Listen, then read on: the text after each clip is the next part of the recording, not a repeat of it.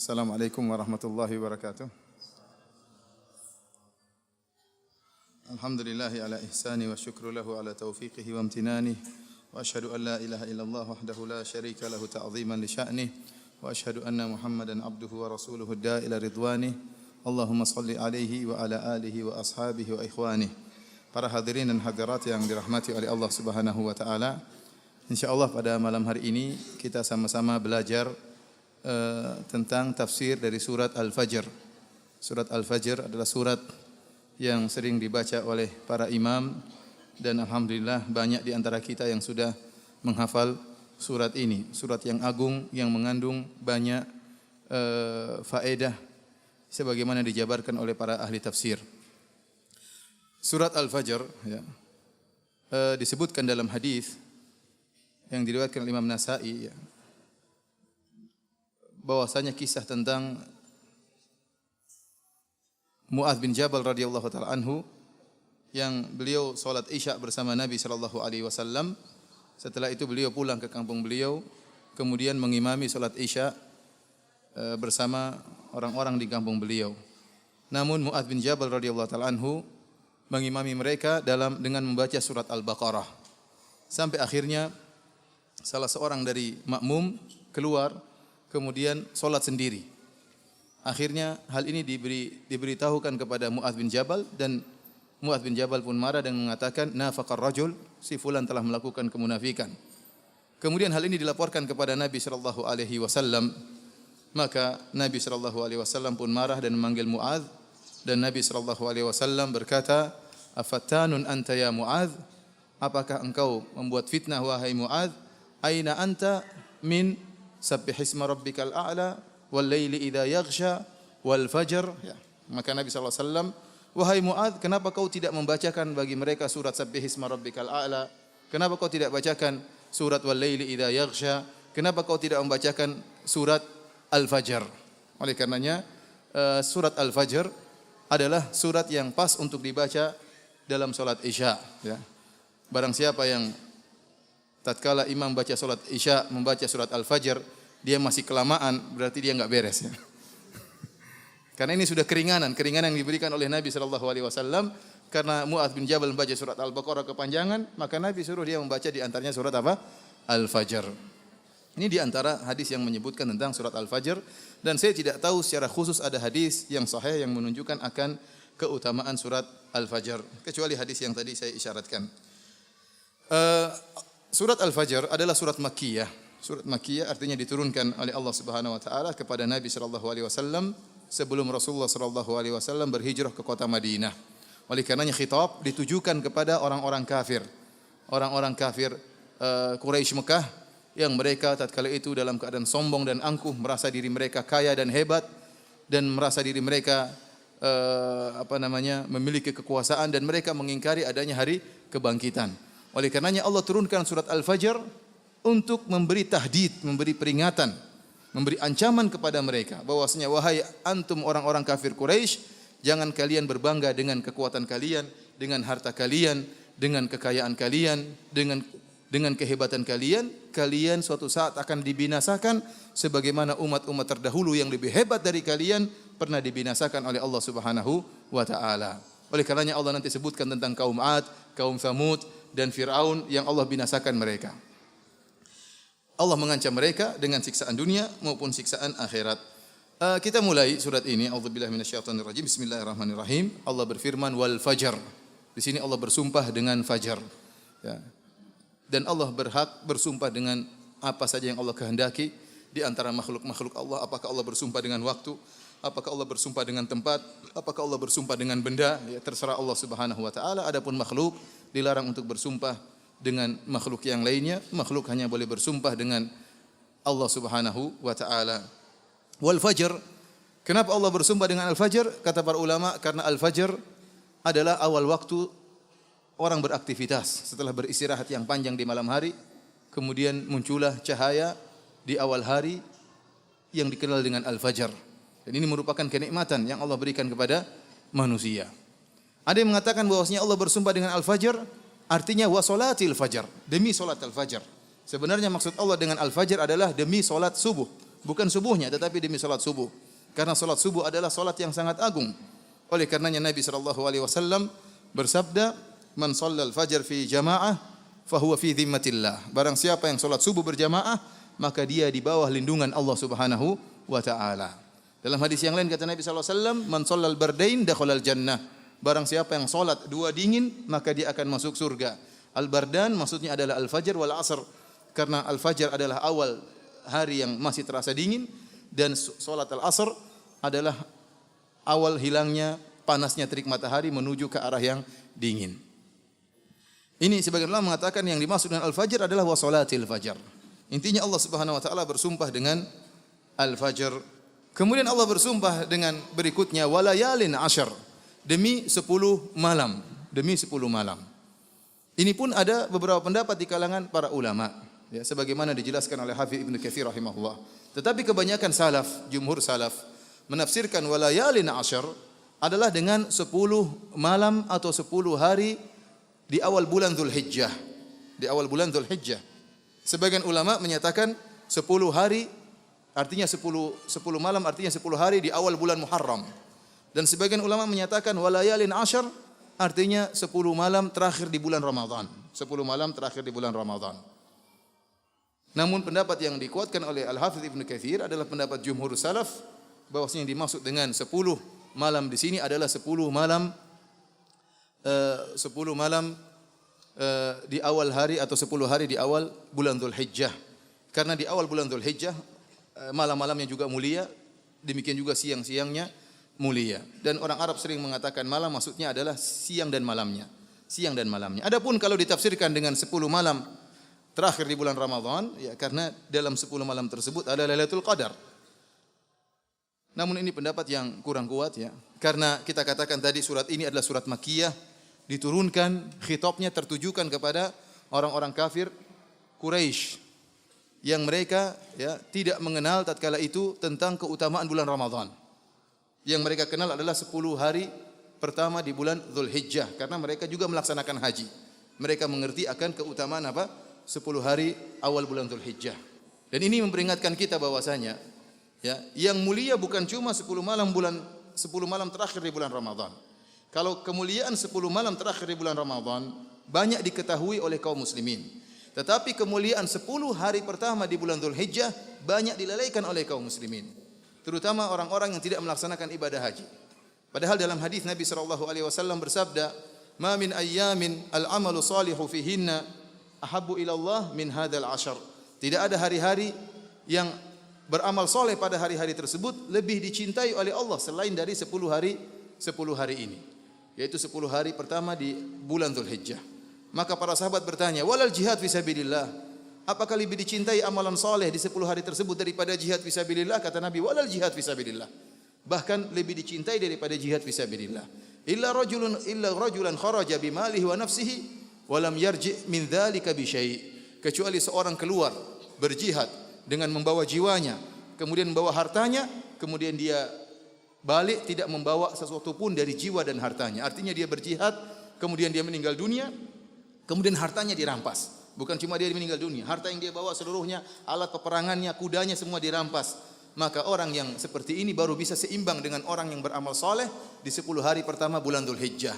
Oleh karenanya kita saling mengingatkan tatkala tiba 10 hari bulan Dzulhijjah, bahwasanya kita banyak beramal soleh di awal bulan tersebut. Apakah dengan sedekah, apakah dengan berpuasa, apakah dengan membaca Al-Qur'an, apakah dengan salat malam.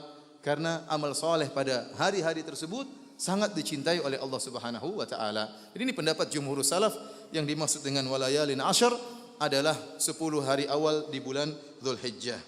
Kemudian Allah bersumpah lagi, wasyaf'i wal watar. Sumpah yang ketiga Allah mengatakan demi yang genap, dan yang keempat wal watar, demi yang ganjil. Adapun yang genap dan ganjil ini, apa yang dimaksud dengan yang genap dan apa yang dimaksud dengan yang ganjil? Maka banyak sekali perkataan para ulama. Sampai-sampai Abu Hayyan menyebutkan ada 36 pendapat di kalangan ahli tafsir tentang makna wasyaf'i wal watar. Al-Imam Al-Qurtubi kalau tidak salah menyebutkan 18 pendapat tentang wasyaf'i wal watar. Ya. Sebagian ulama mengatakan ayat ini umum, mencakup semua yang genap dan semua yang ganjil. Wallahu a'lam bishawab, ya. Ini ada khilaf di antara kalangan ulama tentang wasyafa'i wal watar. Demi yang genap dan demi yang ganjil. Akan tapi sebagaimana sering kita katakan, asal dalam khilaf para ulama, para ahli tafsir dalam kitab-kitab tafsir mereka adalah khilaf tanawwu, bukan khilaf tadad. Artinya apa-apa yang mereka khilafkan itu hanyalah sebagian dari zikrul amsilah. Mereka menyebutkan contoh-contoh. Ya, berbeda dengan khilaf yang ada dalam buku-buku fikih. Kebanyakannya adalah pertentangan, khilaf tadad. Yang satu mengatakan haram, yang satu mengatakan halal, yang satu mengatakan sunnah, yang satu mengatakan bid'ah. Tetapi kalau khilaf dalam buku tafsir, kebanyakan satunya mencontohkan ini, satunya mencontohkan yang A. Satunya mencontohkan B, satunya mencontohkan C. Contohnya wasyafi'i wal watar. Sebagian salaf mengatakan wasyafi'i wal watar berkaitan dengan salat. Demi yang genap artinya demi salat-salat yang genap. Seperti salat Isya, salat subuh dan salat zuhur, salat asar. Wal watar adalah salat maghrib karena dia ganjil. Ada sebagian salaf mengatakan wasyafi'i wal watar berkaitan dengan haji. Wasyafa' demi genap artinya yaumun nahar karena jatuh pada tanggal 10. Wal watar artinya yaum Arafah karena jatuh pada tanggal 9 Zulhijjah. Ini di antara khilaf di antara para ulama. Dan ada yang mengatakan wasyafa'i wal watar. Wasyafa' artinya demi makhluk yang genap. Wal watar artinya demi Allah karena Allah satu-satunya yang ganjil. Wa min kulli syai'in khalaqana zawjayn la'allakum tadhakkarun. Kata Allah Subhanahu wa taala, dan segala sesuatu kami ciptakan genap agar mereka ingat akan keagungan Allah, agar mereka ingat bahwasanya Allah satu-satunya yang Maha Esa. Selain Allah semuanya genap. Allah ciptakan berpasang-pasangan. Ada laki-laki, ada perempuan. Ada jantan, ada betina.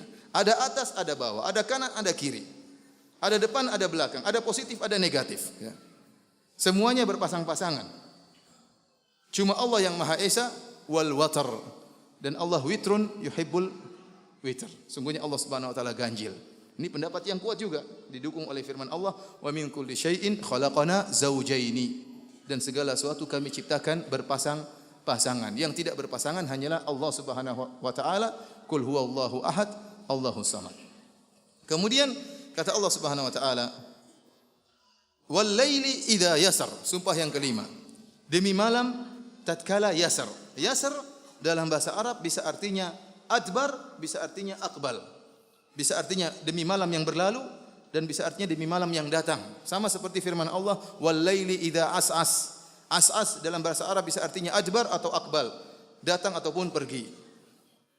Dalam terjemahan Al-Qur'an kita diartikan dan demi malam bila berlalu. Artinya diartikan wal laili idza adbar. Tatkala malam telah berlalu. Namun sebagian ulama mengatakan tidak. Kalau malam telah berlalu berarti datang fajar, iya atau tidak? Kalau malam telah berlalu berarti datang apa? Fajar. Dan Allah telah bersumpah dengan demi fajar di awal surat. Berarti yang sekarang tatkala malam datang.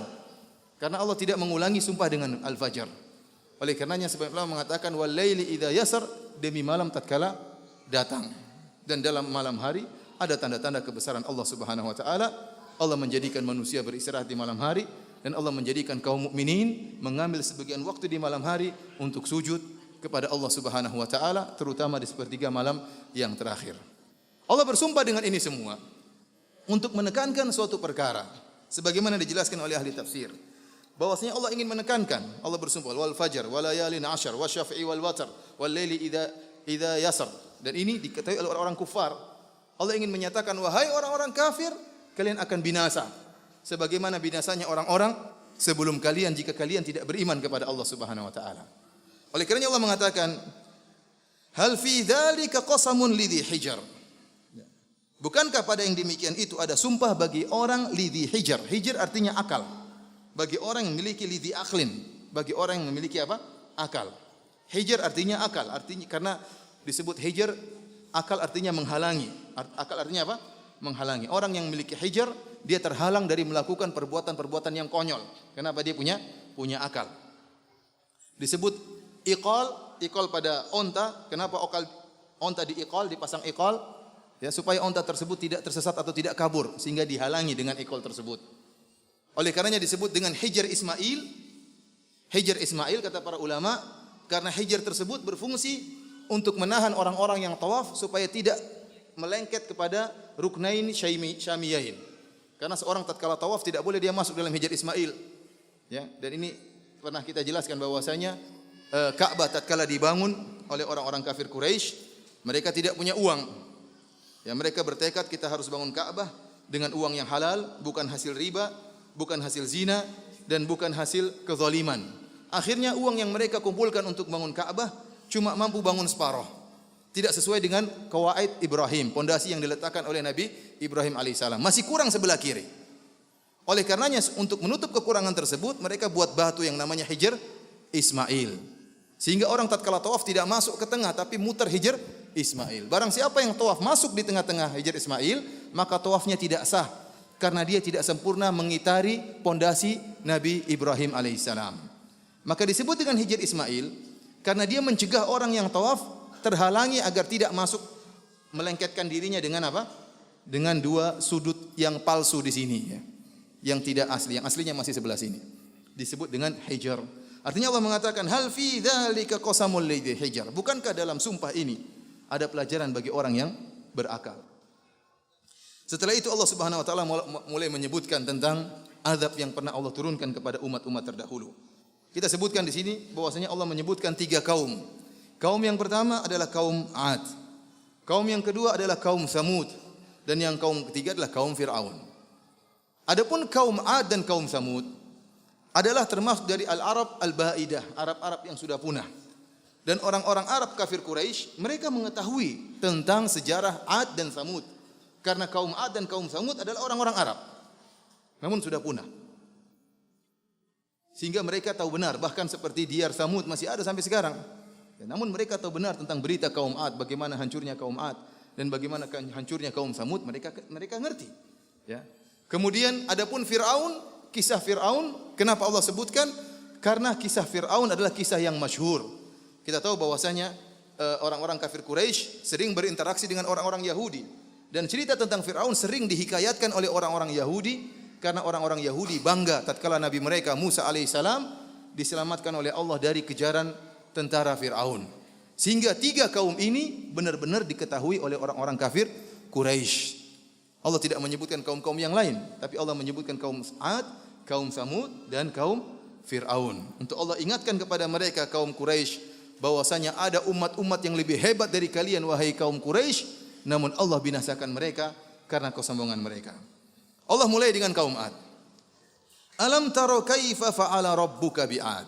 Tidakkah kamu memperhatikan bagaimana Tuhanmu, Rabbmu berbuat terhadap kaum 'Ad? Iram dzatil 'imad. Penduduk Iram yang mempunyai bangunan-bangunan yang tinggi. Allati lam yukhlaq mithluha fil bilad. Yang belum pernah dibangun sesuatu kota seperti itu di negeri-negeri yang lain. Alam taro kaifa fa'ala rabbuka bi'ad. Kaum 'Ad adalah kaum yang sangat kuat.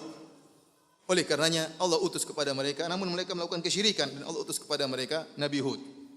Nabi Hud, wa ila 'adin akhahum Hudan, qala ya qaumi ibudullaha ma lakum min ilahin ghairuh. Kepada kaum 'Ad kami utus saudara mereka Nabi Hud, dan Nabi Hud berkata, wahai kaumku, ya, hendaknya kalian menyembah Allah saja, jangan sembah yang lainnya. Dan Nabi Hud mengingatkan atas keistimewaan tubuh mereka yang hebat. Kata Nabi Hud, "Wadhkuru idz ja'alakum khulafa'a min ba'di qaumi Nuhin wa zadakum fil khalqi bastah." Dan ingatlah kalian wahai kaum Hud, bukankah Allah telah menjadikan kalian berkuasa setelah kaumnya Nabi Nuh, dan Allah berikan kekuatan tubuh pada diri kalian. Harusnya kekuatan tersebut, anugerah tersebut menjadikan kalian bersyukur kepada Allah, tidak berbuat kesyirikan. Namun mereka justru melakukan kesyirikan. Kekuatan tubuh yang mereka miliki menjadikan mereka sombong. Kata Allah Subhanahu wa taala, "Fa amma 'adun fastakbaru fil ardi bighairil haqq wa qalu man ashaddu minna quwwah." Adapun kaum 'Ad, maka mereka angkuh dan sombong di atas muka bumi dan mereka tidak berhak untuk sombong. Dan mereka berkata, "Man ashaddu minna quwwah." Siapa siapa yang lebih kuat daripada kami? Allah membantah, "Awalam yarau anna Allah alladhi khalaqahum huwa ashaddu minhum quwwah?" Apakah mereka tidak melihat bahwasanya yang menciptakan mereka yaitu Allah Subhanahu wa taala lebih kuat dari mereka? Yang menciptakan lebih kuat. Yang menciptakan lebih kuat daripada kaum 'Ad. Sehingga banyak cerita-cerita dari Israiliyat dan yang lainnya yang berlebih-lebihan tentang kaum 'Ad. Bahkan sebagian ahli tafsir menyebutkan kaum 'Ad ini orang yang paling tinggi di antara mereka tingginya 700 hasta. 700 hasta itu berapa meter? Satu hasta kira-kira setengah meter. Kalau 700 hasta berarti 350 meter. Tawil, tinggi sekali. Yang paling pendek di antara mereka tingginya 300 hasta. 150 meter. Dan ini khurafat, tidak benar, dibantah oleh Hafidz Ibnu Katsir rahimahullah. Ada riwayat yang mengatakan kalau seorang dari kaum Ad ngamuk sama kaum yang lain, dia tinggal bawa batu satu kali lempar ke kampungnya, mampus semuanya. Sekali ceplung, mati semua. Ini tidak benar. Meskipun Allah menyebutkan tubuh mereka yang kuat dan memang mereka tinggi-tinggi, nanti akan kita sebutkan, tubuh mereka tinggi dan kuat dan gagah, akan tapi tinggi mereka tidak sampai demikian. Dalilnya dalam Sahih Al-Bukhari. Rasulullah SAW menyebutkan, kullun man yadkhulul jannah ya ala surati Adam. Seluruh yang masuk surga bentuknya seperti Nabi Adam. Tuluhu situna zira'an. Tingginya berapa? 60 hasta. 60 hasta kira-kira 30 meter. Kemudian kata Nabi SAW, falam yazalil khalqu yanqusu ba'dahu hatta al-an. Setelah itu manusia semakin memendek, mengkerdil sejak Nabi Adam sampai sekarang. Sampai jadi seperti antum seperti ini. Dulu Nabi Adam alaihissalam 60 berapa? 30 meter. Kemudian mengecil. Ya seperti kita sekarang. Oleh karenanya tidak ada yang lebih tinggi daripada Nabi Adam alaihissalam. Oleh karenanya dan kita yakin kaum Ad adalah keturunan Nabi Adam alaihissalam. Bagaimana tinggi mereka kemudian 700 atau 350 meter sementara Nabi Adam cuma 60 hasta. Karena kesombongan mereka, maka Allah hancurkan mereka. Kata Allah, Irama dzatil imad. Tidakkah kalian melihat bagaimana Allah menghancurkan kaum Ad?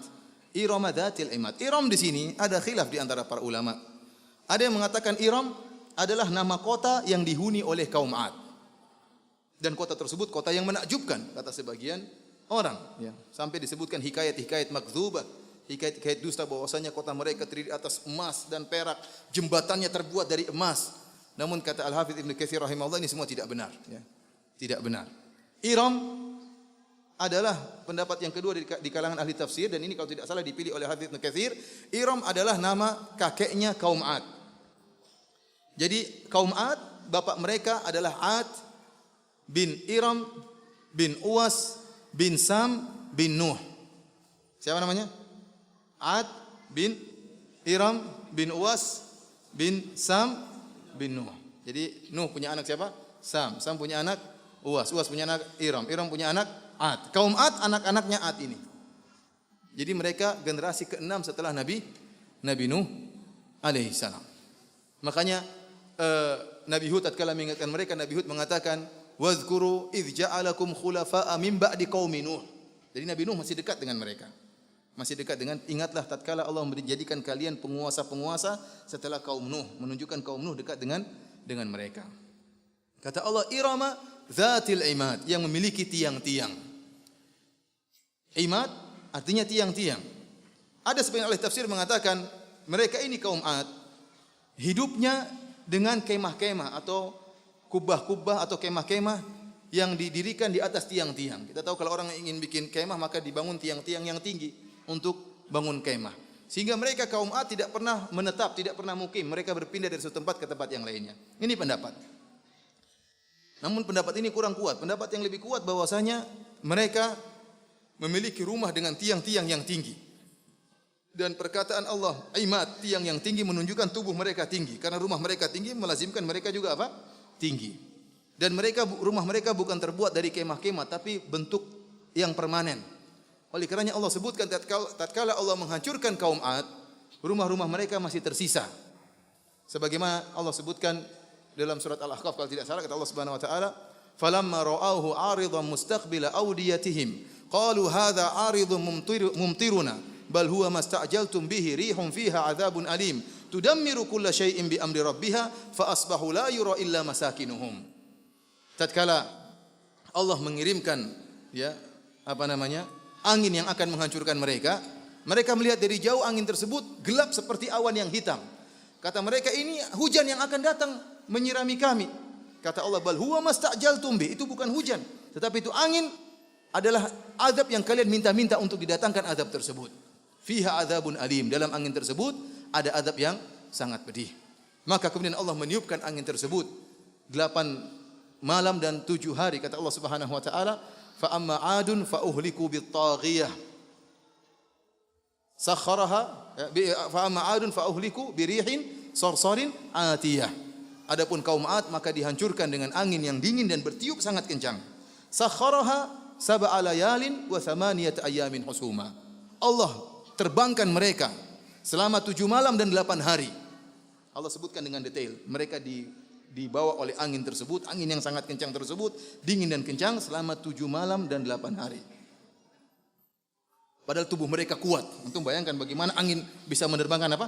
Mereka. Saya melihat angin paling kencang saja tidak bisa menerbangkan kucing. Kucing aja nggak bisa terbang, paling kakinya loncat satu jatuh lagi. Ini angin begitu kuat sampai tubuh kaum 'Ad yang begitu kuat terbang. Bukan terbang sebentar, 7 malam 8 apa? 8 hari. Dan tidak berhenti, husuman tidak berhenti. Fataral qauma fiha sar'a, maka kau akan melihat kaum tersebut meninggal semuanya, tewas semuanya, ka'annahum a'jazu nakhlin khawiyah, seakan-akan seperti korma-korma yang tumbang. Kata sebagian ulama, mereka diterbangkan oleh Allah sehingga tatkala hari terakhir mereka dijatuhkan oleh Allah Subhanahu wa taala dengan kepala di tanah, kemudian kepala mereka patah seperti pohon korma yang sudah tua kemudian apa? Tumbang. Jadi jatuh begini prek, kemudian apa? Kepalanya copot, patah sebagaimana pohon korma yang sudah tua kemudian ditumbangkan oleh tertumbangkan. Fahal tara lahum min baqiyah. Apa kalian melihat ada yang tersisa? Tidak ada yang tersisa, semuanya tewas. Namun kata Allah Subhanahu wa taala, fa asbahu la yura illa masakinuhum. Jadilah mereka semua tidak ada yang terlihat, semuanya tewas. Illa masakinuhum, kecuali tempat-tempat tinggal mereka. Artinya apa? Rumah-rumah mereka permanen. Kalau seandainya rumah-rumah mereka terbuat dari kemah, tentunya kemah tersebut akan apa? Hancur pula, diterbangkan dengan angin yang sangat kencang tersebut. Ini dalil bahwasanya Iram dzatil imad, kata Allah Subhanahu wa taala, Iram yang memiliki tiang-tiang yang tinggi, artinya rumah-rumah mereka terbuat dari tiang-tiang yang tinggi. Kata Allah Subhanahu wa taala, allati lam yukhlaq mithluha fil bilad, yang tidak pernah diciptakan seperti mereka, artinya kabilah seperti mereka di negeri-negeri, enggak ada. Allah tidak pernah menciptakan manusia hebat yang kuat seperti siapa? Kaum 'Ad. Tubuh kuat, kemudian hebat ya, kuat, terkenal kuat sehingga mereka sombong dengan mengatakan man asyaddu minna quwwah. Siapa di antara orang yang lebih kuat daripada kita? Ini cerita ini diketahui oleh orang kaum musyrikin Arab, kaum Quraisy. Wahai kaum Quraisy, apakah kalian lebih hebat daripada 'Ad? Jawabannya tentu tidak. Kaum 'Ad Allah hancurkan karena mereka musyrikin, menentang, mendustakan Rasul mereka, mengingkari hari kebangkitan. Allah hancurkan mereka. Sekarang Allah sebutkan kaum yang kedua, kaum Samud, yang juga diketahui oleh orang kafir Quraisy. Wa Samud alladziina jabu as-sakhra bil wad. Dan kaum Samud yang mereka memotong ya, batu besar-besar, batu-batu besar di lembah. Kata para ulama, kaum yang pertama kali bisa memotong batu-batu besar kemudian dibawa dari lembah adalah kaum Samud. Oleh karena Allah sebutkan kenikmatan yang Allah berikan kepada mereka. Tattakhiduna min suhuliha qusura wa tanhituna al-jibala buyuta. Mereka membangun istana-istana di tanah yang landai dan mereka memahat gunung untuk dijadikan apa? Rumah-rumah. Kaum Samud adalah kaumnya Nabi Saleh. Wa ila Thamud akhahum Salihah. Tatkala mereka berbuat kesyirikan, Allah mengutus kepada mereka Nabi Saleh mendakwakan tauhid kepada mereka. Namun kaum Samud ya, mereka enggan beriman dengan Nabi Saleh. Dan mereka mengatakan, wahai Saleh, kalau kau bisa keluarkan seekor onta dari batu, yang ciri-ciri onta tersebut demikian, warnanya demikian, dan dia bunting, onta tersebut dalam keadaan hamil, maka kami akan beriman kepadamu. Akhirnya Nabi Saleh tatkala mendengar pernyataan mereka, sebagaimana disebutkan oleh ahli tafsir, Nabi Saleh alaihissalam kemudian salat dan berdoa kepada Allah Subhanahu wa taala agar Allah mengeluarkan onta dari batu. Karena memang tempat mereka itu, kalau antum pergi sekarang di daerah Al-Ula, sampai sekarang masih ada tempat-tempat mereka. Isinya reliefnya adalah bebatuan-bebatuan dan bebatuan yang sangat indah-indah ya. Di antara relief bebatuan sampai saya lihat beberapa turis datang ke sana karena melihat relief bebatuan yang indah yang ada di kota Al-Ula ya. Sangat indah, seakan-akan kerang-kerang yang ada di lautan tetapi dia berada di atas permukaan bumi, indah ya. Dan banyak batu-batu. Akhirnya keluarlah onta tersebut. Dari batu pecah keluarlah onta sebagaimana yang dikehendaki oleh mereka. Tatkala unta tersebut keluar, akhirnya sebagian kaum Samud beriman kepada Nabi Saleh, namun kebanyakan mereka adalah orang-orang lemah, orang-orang miskin. Adapun orang-orang yang kaya tidak beriman kepada Nabi Saleh alaihissalam. Akhirnya Nabi Saleh mengatakan, laha syirbun walakum syirbu yaumin ma'lum. Ada peraturan tentang unta ini. Fadharuha ta'kul fil ardi wala tamassuha bisu'in fayakhudhukum adzabun qarib. Kata Nabi Saleh, biarkan unta ini makan sepuasnya di atas muka bumi. Dan jangan kalian sama sekali sentuh, membuat keburukan kepada unta tersebut, maka akan datang kepada kalian adab yang dekat, disegerakan oleh Allah Subhanahu wa taala. Akhirnya ada sumur di situ yang katanya sumurnya masih ada sampai sekarang di daerah Al-Ula. Datanglah unta Nabi Saleh minum dari sumur tersebut. Sehari tidak ada yang boleh minum di sumur tersebut kecuali unta. Awal-awal mereka sabar dengan kondisi tersebut. Hari berikutnya ontanya Nabi Saleh mengeluarkan susu yang sangat manis, yang sangat segar dan mencukupi penduduk kaum Samud. Ini kan nikmat ini. Daripada minum air tawar, minum apa? Air susu. Dari satu ekor onta cukup untuk satu kampung. Berjalan berhari-hari berjalan, lama-lama mereka jengkel. Masa kita dikalah-kalahin sama onta? Tidak boleh minum apa? Dari sumur. Mereka tidak bersyukur kepada Allah Subhanahu wa taala diberikan kenikmatan dan mereka benar-benar angkuh dan sombong. Fa'atau an amri rabbihim. Benar-benar sombong. Kenapa? Sudah dikasih mukjizat. Onta keluar dari batu, ontanya memberikan mereka anugerah berupa susu yang segar dan susu yang enak. Akhirnya mereka jengkel dengan Nabi Saleh, maka mereka bertekad untuk membunuh apa? Onta Nabi Saleh. Bersepakatlah mereka rapat untuk membunuh onta Nabi Saleh. Kata Allah Subhanahu wa taala, "Idzim ba'atha ashqaha." Akhirnya salah seorang dari mereka yang paling celaka di antara mereka. Tatkala Allah mengatakan ashqaha, yang paling celaka di antara mereka, artinya semuanya celaka. Memang yang bunuh ontanya Nabi Saleh satu orang. Seluruh ahli tafsir menyebutkan namanya adalah Qudar bin Salif. Namanya Qudar bin Salif ini dialah yang langsung membunuh ontanya Nabi Saleh. Namun kenapa azab datang menimpa mereka seluruhnya? Karena meskipun dia yang melakukan, tapi dengan kesepakatan bersama kaum Samud. Maka semuanya celaka, namun yang paling celaka yang membunuh langsung onta Nabi Saleh. Fa'aqaruha, maka mereka pun bunuh ontanya Nabi Saleh. Maka apa kata Nabi Saleh? Tamatta'u fi darikum salasata ayyam. Silakan kalian bersenang-senang di rumah-rumah kalian selama 3 hari. Dzalika wa'dun ghairu makdzub. Akan tapi hukuman Allah akan datang dan tidak dusta. Ini benar akan datang. Akhirnya mereka mulai gemetar. Karena mereka tahu onta ini keluar dengan mukjizat. Dan Nabi Saleh ini kalau benar repot katanya. Akhirnya mereka punya rencana.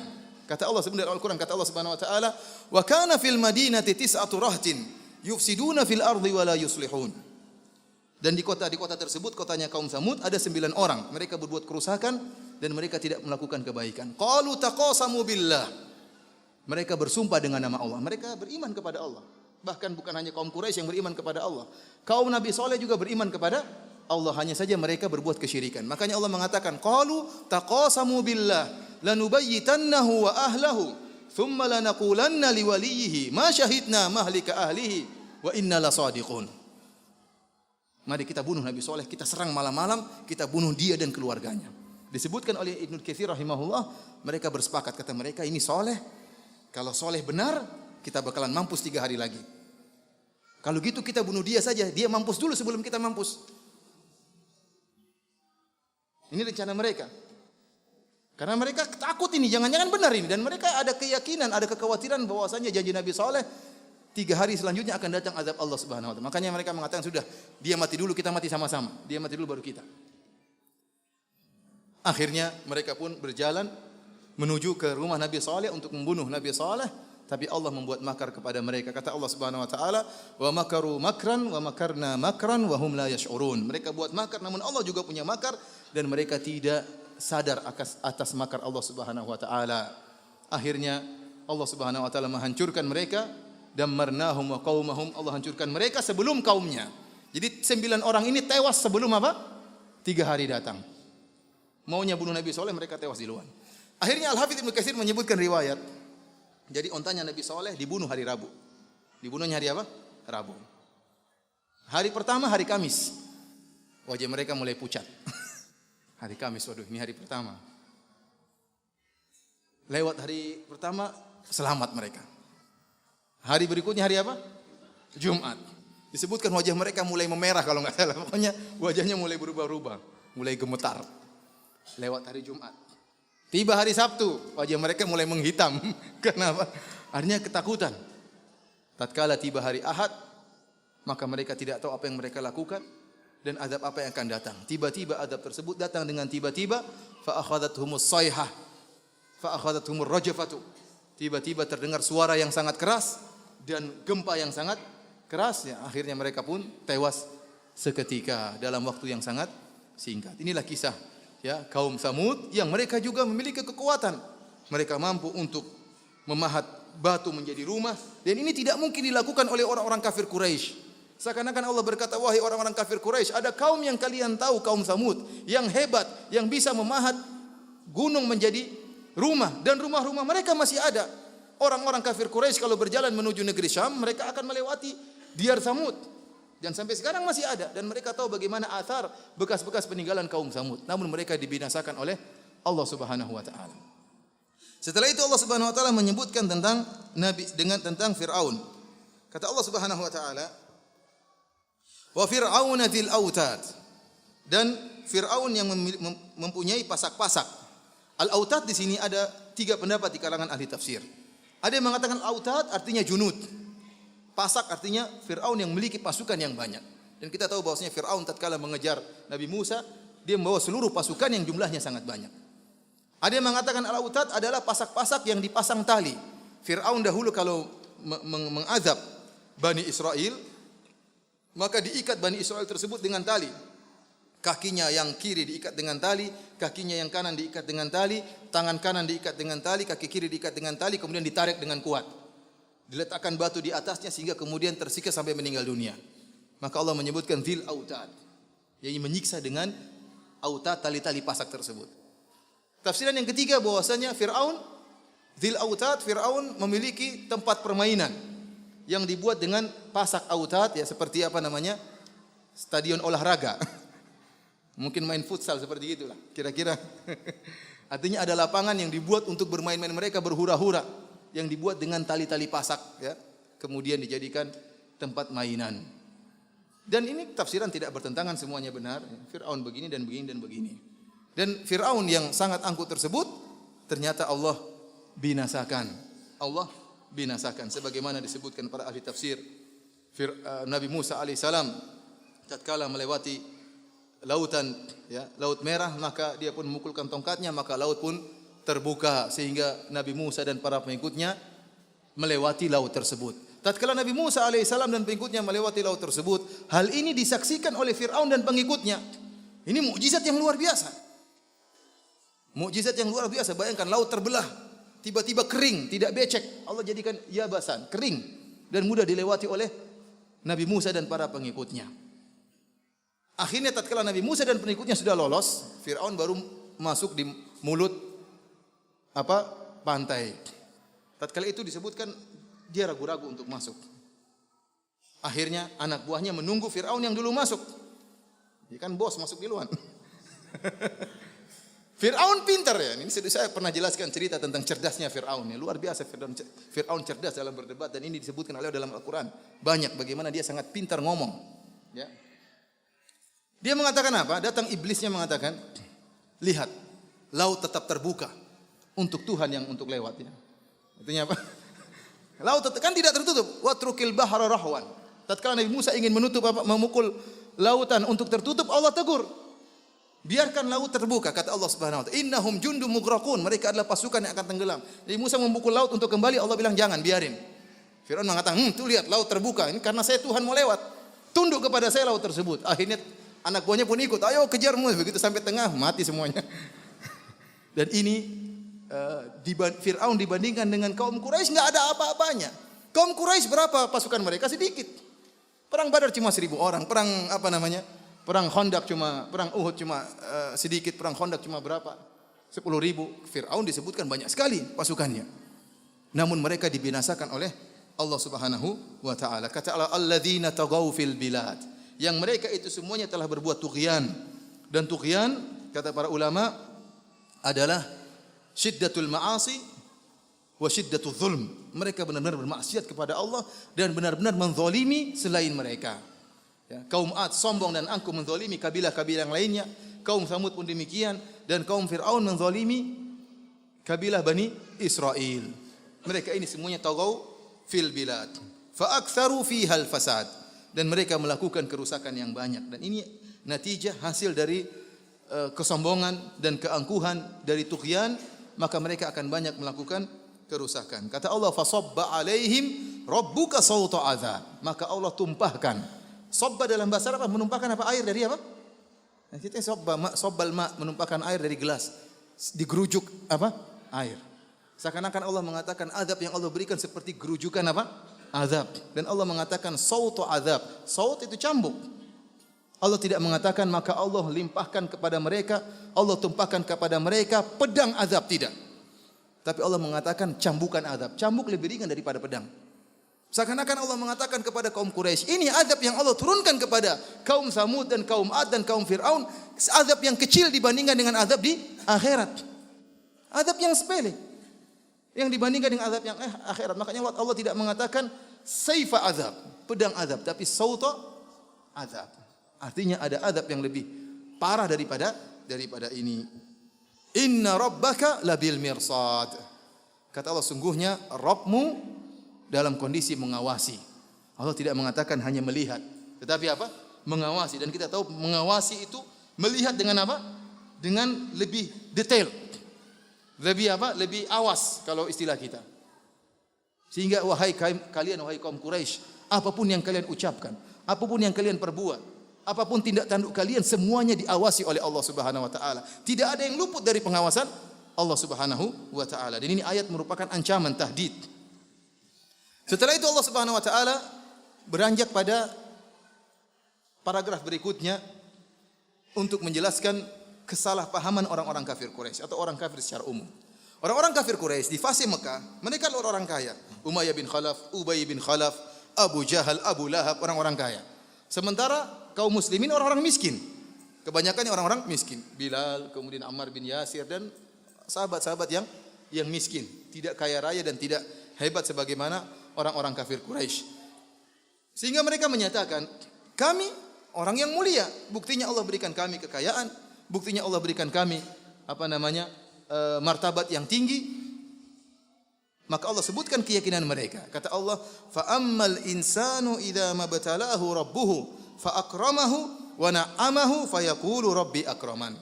Adapun seorang manusia jika Allah mengujinya dan Allah muliakan dia, Allah berikan anugerah kepada dia, fayaqulu rabbi akraman, maka dia berkata Allah memuliakan saya. Wa amma idza mabtalahu faqadara alaihi rizqahu fayaqulu rabbi ahanan. Adapun jika Allah uji dia dan Allah sempitkan hartanya, maka dia berkata Allah telah menghina saya. Kata Allah, kalla, sekali-sekali tidak. Para hadirin yang dirahmati oleh Allah Subhanahu wa taala, kalimat kalla sebagaimana dijelaskan oleh Imam Al-Qurtubi rahimahullah dan juga yang lainnya. Kalla datang dalam Al-Quran banyak. Kalau kalla datang setelah ada pemahaman yang ingin dibantah, seperti pemahaman orang-orang tadi, kalau dapat harta berarti saya dimuliakan, kalau tidak diberi harta berarti saya dihinakan oleh Allah. Maka Allah mengatakan kalla. Kalau datang kalimat kalla setelah pemahaman yang keliru dan Allah ingin bantah, maka kalla artinya kalimatuz zajar wa rada. Artinya kalau kita artikan sekali-sekali tidak benar apa yang kalian sangkakan. Tetapi jika kalla datang tanpa ada sesuatu yang ingin dibantah oleh Allah sebelumnya, maka kalla artinya untuk penekanan, artinya haqqan. Artinya apa? Haqqan, sungguh benar. Seperti kata Allah, kalla innal insana la yatgha. Artinya bukan sekali-sekali tidak manusia itu akan melakukan apa?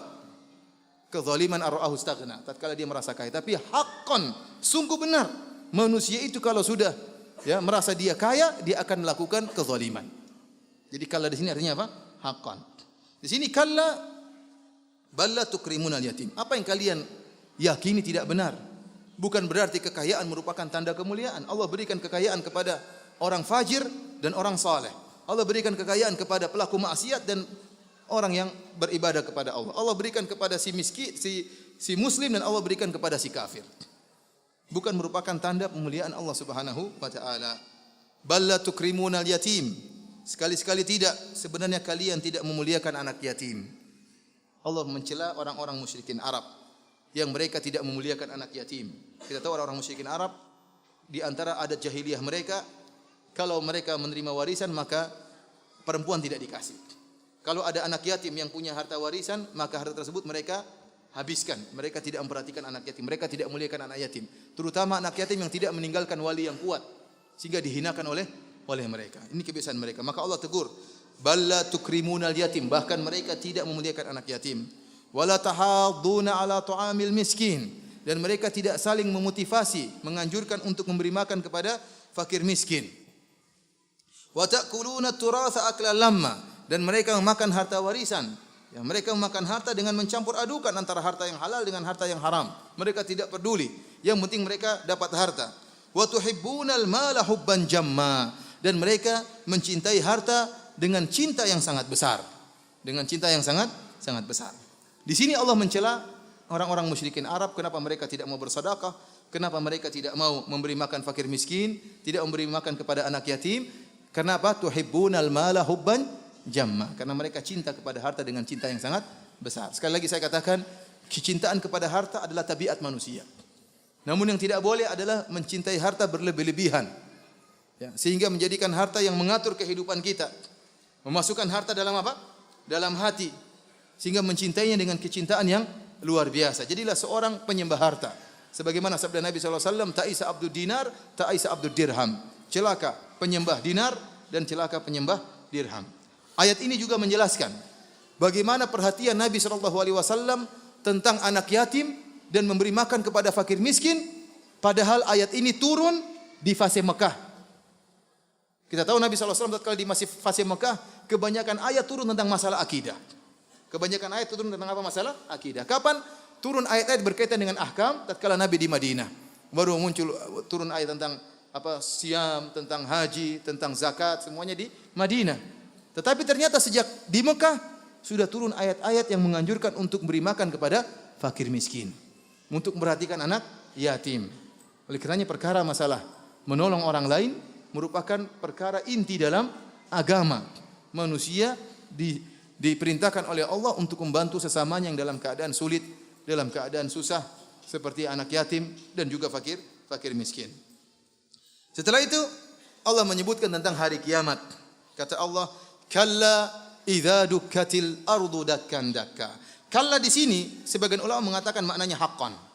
Karena tidak ada kalimat sebelumnya yang ingin dibantah oleh Allah Subhanahu wa taala. Oleh karena Allah mengatakan kalla idza dukkatil ardu dakkan dakka.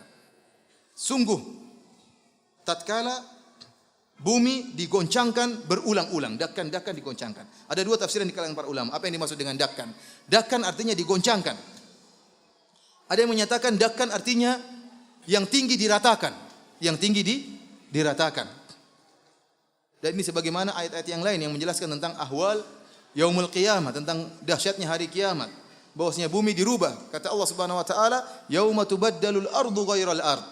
Bumi dirubah bukan sebagaimana semula. Bumi dimodifikasi oleh Allah Subhanahu wa taala. Kata Allah, wa idzal ardu muddat. Tatkala bumi ditarik sebagaimana ditariknya kulit. Kulit kalau ditarik datar. Oleh karena Allah mengatakan la tara fiha iwajan wala amta. Kau tidak akan melihat di bumi tersebut ada gunung ataupun lembah, tidak ada, datar.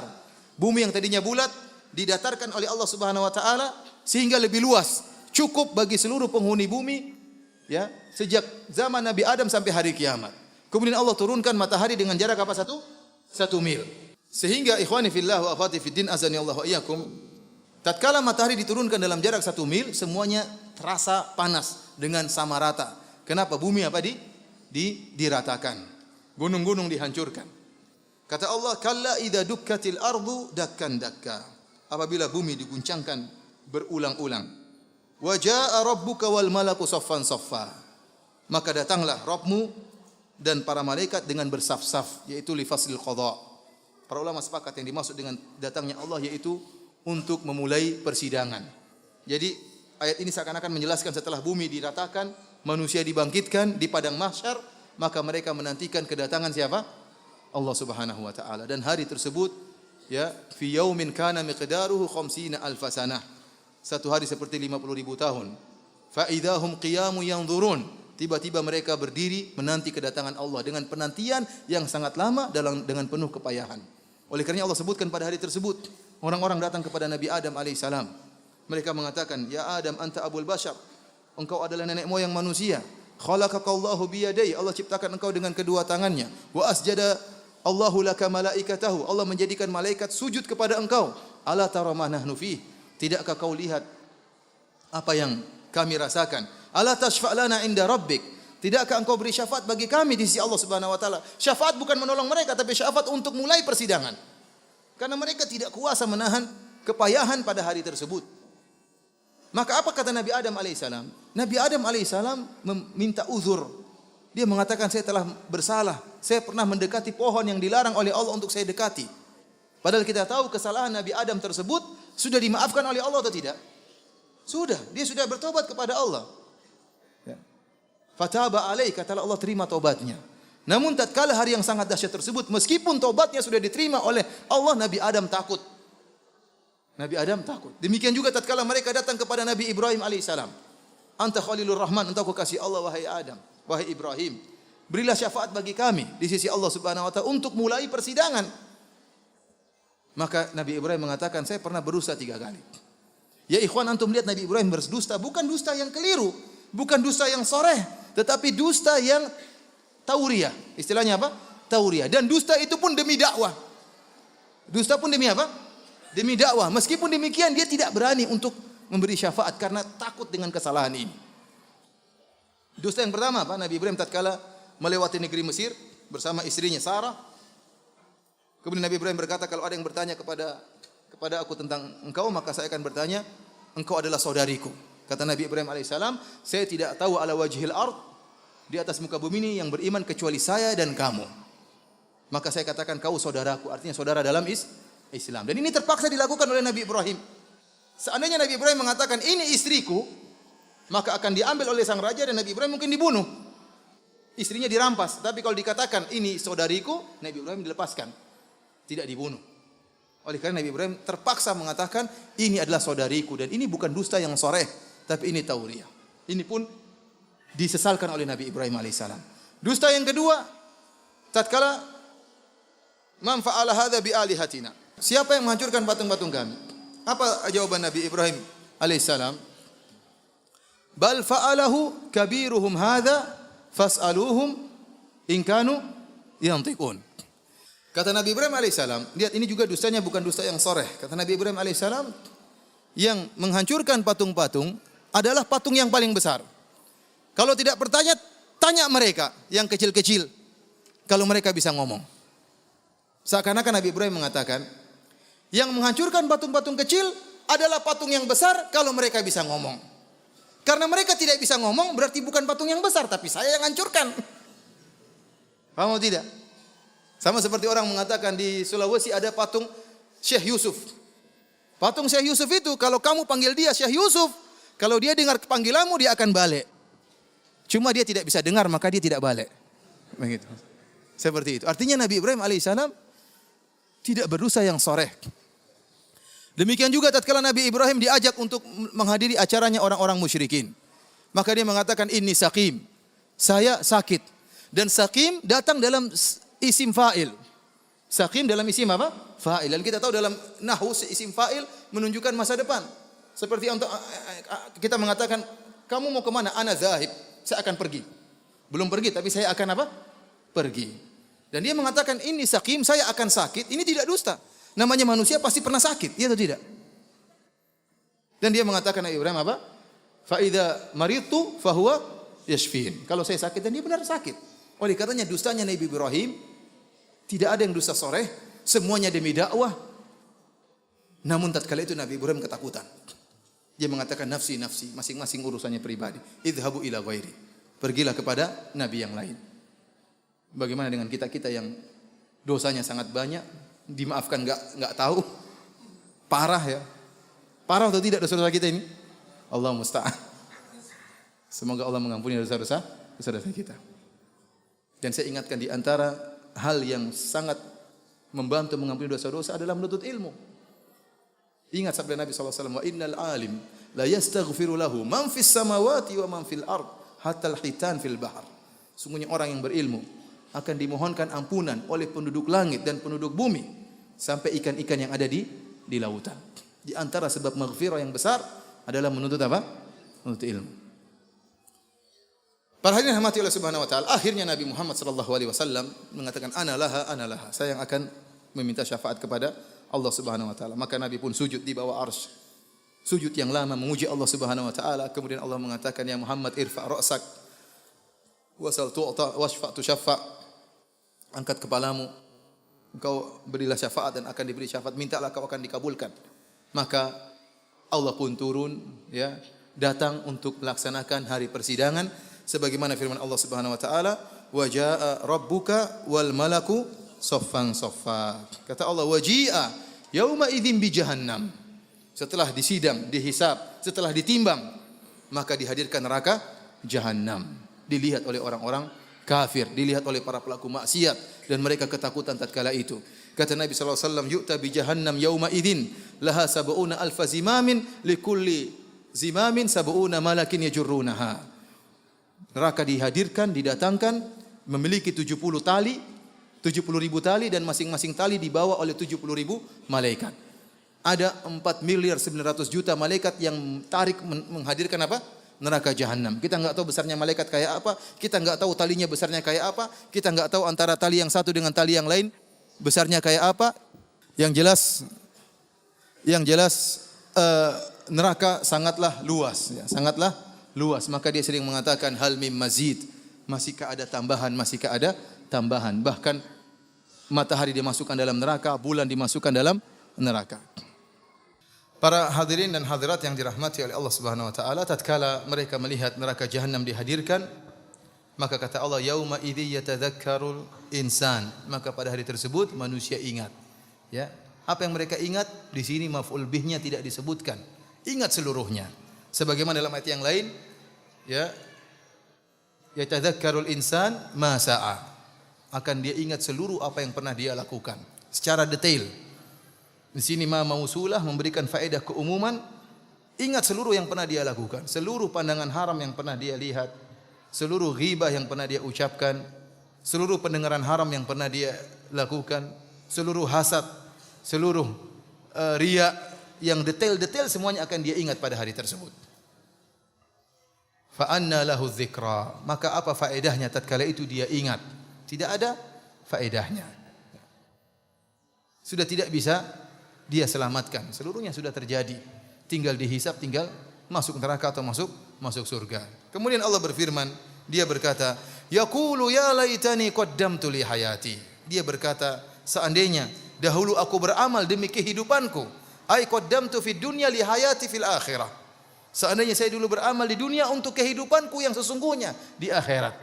Ayat ini, kebanyakan ahli tafsir menyebutkan ayat ini adalah ucapan seorang yang mukmin. Banyak ahli tafsir menyebutkan, saya baca buku tafsir banyak yang menyebutkan bahwasanya ini perkataan seorang mukmin. Apalagi orang kafir. Ayat ini menunjukkan seluruh orang mukmin dan orang kafir menyesal. Orang mukmin menyesal kenapa? Menyesal tatkala dia melihat kenapa dulu saya tidak beramal soleh lebih banyak daripada sekarang. Kenapa dahulu saya tidak salat malam lebih banyak rakaatnya? Kenapa dahulu saya sedekah cuma ragu-ragu sedikit-sedikit sampai akhirnya maut menjemputku? Kenapa dahulu saya tidak tebar senyum? Bukankah kalau kata Rasulullah SAW, tabassumuka li fi wajhi akhika sadaqah, senyum di hadapan saudaramu sedekah. Kenapa saya senyum, jual mahal senyum? Menyesal semuanya, menyesal. Dan semua mukmin akan menyesal. Kenapa? Karena surga bertingkat-tingkat, tidak sama. Surga bertingkat-tingkat. Bidadarinya pun beda, tidak sama. Bidadari hebat ini, bidadari lain dengan yang di atas. Semuanya menyesal ikhwan, semuanya menyesal. Oleh karenanya Rasulullah SAW mengatakan, atau Allah mengatakan, "Faman ya'mal mithqala dzarratin khairan yarah, wa man ya'mal mithqala dzarratin syarran yarah." Sedikit apapun yang kalian lakukan sebesar zarrah, maka kau akan melihat hasilnya. Makanya Nabi SAW menyuruh kita beramal meskipun sedikit apapun. Makanya Nabi SAW mengatakan, "La tahqiranna minal ma'rufi syai'an walau an talqa bi akhika bi wajhin talq." Jangan kau meremehkan sedikit kebaikan pun. Meskipun kau bertemu dengan saudaramu dengan senyuman. Senyuman ini antum cuma buka gigi sedikit, ini ada pahalanya nanti. Ini bisa merubah kualitas bidadari. Merubah kualitas surga yang akan antum masuki dengan senyuman. Jangan antum remehkan. Bahkan Nabi SAW mengatakan, fattaqun nara walau bisyiqqit tamrah. Jagalah diri kalian dari neraka jahanam meskipun hanya dengan sepenggal korma. Rasulullah tidak mengatakan sebutir korma. Rasulullah SAW mengatakan bahkan meskipun sepenggal korma, separuh korma. Artinya apa? Hadis ini bukan Rasulullah SAW menganjurkan kepada kita dan mengajarkan kepada kita untuk pelit dalam bersedekah. Tidak. Punya korma 1 ton cuma sedekahnya separuh korma. Tidak. Maksudnya kalau kamu tidak punya uang dan tidak kamu bisa bersedekah kecuali sepenggal korma, maka jangan remehkan. Jangan remehkan meskipun sepenggal korma ini bisa bermanfaat di akhirat. Tidak ada yang sia-sia. Tidak ada yang sia-sia. Islam Maha Adil, Allah Maha Adil. Sedikit pun ya kebaikan yang kita lakukan tidak ada yang terlupakan. Meskipun mungkin kita lupakan, meskipun tidak ada orang yang lihat, tapi semuanya diingat oleh Allah dan akan ada balasannya. Faman ya'mal mithqala dzarratin khairan yarah. Barang siapa yang melakukan kebaikan meskipun sedikit, dia akan melihat hasilnya. Lihatlah seorang mukmin di hari kiamat kelak, yaqulu ya laitani qaddamtu li hayati. Tatkala dia melihat surga, dia mengatakan seandainya dulu saya beramal soleh lebih banyak. Sekarang sudah umur 60 tahun, bentar lagi mampus. Menyesal saya. Mending menyesal sekarang. Masih ada waktu mungkin 5 tahun, 7 tahun untuk banyak beramal soleh. Tapi kalau sudah meninggal dunia, fa anna lahu dzikra. Apa faedahnya menyesal? Bagaimana lagi dengan orang-orang pelaku maksiat? Tentu akan lebih menyesal dengan apa yang telah mereka lakukan di akhirat kelak. Para hadirin dirahmati oleh Allah Subhanahu wa taala, kata Allah, "Fa yauma idzil la yu'adzibu 'adzabahu ahad." Maka pada hari tersebut tidak ada yang mengadab sebagaimana azabnya Allah. Wala yusiku wathaqahu ahad, dan tidak ada yang membelenggu, tidak ada yang mengikat sebagaimana ikatan Allah. Betapapun azab yang dilakukan oleh seorang di dunia ini, meskipun dia bertafannun, dia berusaha melakukan azab yang sangat pedih, tidak akan sama dengan azabnya Allah Subhanahu wa taala. Mau dia siksa dengan cara apapun, siksaan dia akan kalah dengan siksaan Allah di akhirat. Tidak akan sama. Bagaimanapun dia cara mengikat manusia untuk menyeret, untuk menyiksa, tidak akan sama dengan idzil aglalu fi a'naqihim wassalasilu yushabun. Tatkala Allah meletakkan belenggu di leher-leher mereka dan Allah ikat dengan rantai-rantai, tidak akan sama dengan rantainya Allah di akhirat, di neraka jahanam. Tidak akan sama dengan ikatan belenggu besi Allah di neraka jahanam. Kemudian setelah itu Allah Subhanahu wa taala berfirman, setelah Allah menyebutkan tentang orang-orang yang dibinasakan oleh Allah, orang-orang kafir, Allah tutup dengan orang-orang yang beriman kepada Allah. Allah mengatakan, "Ya ayyatuhan nafsul mutmainnah," wahai jiwa yang tenang. Ya, tenang di sini banyak perkataan ahli tafsir. Ada yang mengatakan tenang dengan berzikir kepada Allah Subhanahu wa taala.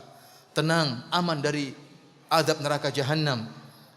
Tenang dari kedahsyatan hari kiamat. Kemudian tenang artinya beriman kepada Allah Subhanahu wa taala. Tenang artinya yakin dengan hari akhirat.